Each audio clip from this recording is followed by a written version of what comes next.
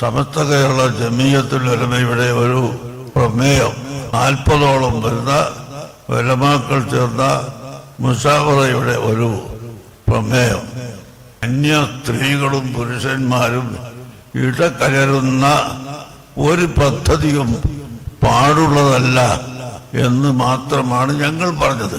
എന്നാൽ അതിന് ഇപ്പോൾ നടക്കുന്ന ഏതോ ഒരു വ്യായാമത്തിൻ്റെ പേരിലാണ് ഈ പറഞ്ഞതെന്ന് അർത്ഥം വെക്കുകയും എന്നിട്ട് അത് ഞാൻ സമസ്തയുടെ ജനറൽ സെക്രട്ടറി എന്ന നിലക്ക് എൻ്റെ പേരിൽ മാത്രം പ്രസ്താവനയാക്കി മാറ്റി.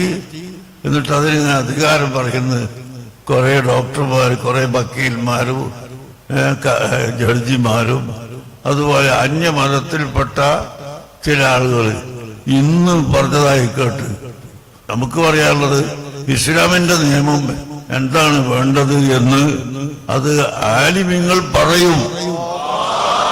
അതിന് ആലിമീങ്ങൾക്ക് വിട്ടുകൊടുക്കണം. മറ്റുള്ള മതക്കാർ അതിൽ കടന്നുകൂടി വന്നിട്ട് ഇസ്ലാമിന്റെ വിധി അത് നടപ്പാവില്ല എന്ന് പറഞ്ഞാൽ ഇന്നൊരാളെ പ്രസ്താവന കേട്ടു.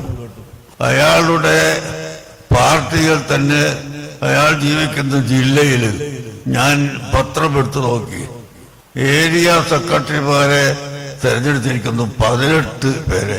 ഈ 18ഉം പുരുഷന്മാരാ. ഒരൊറ്റ പെണ്ണിനെയും അവർക്ക് കിട്ടിയിട്ടില്ല.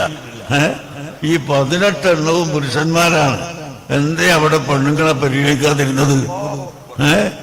എന്താണ് അവിടെ ഒന്നും പെണ്ണുങ്ങളെ പരിഗണിക്കാത്തത്? ഞങ്ങൾ പറയുന്നതിനിങ്ങനെ കുതിര കയറാൻ വരണോ? നിങ്ങളുടെ മതത്തിന്റെ വിധി ഞങ്ങൾ പറയുന്നത് മുസ്ലിമീങ്ങളോടാണ്.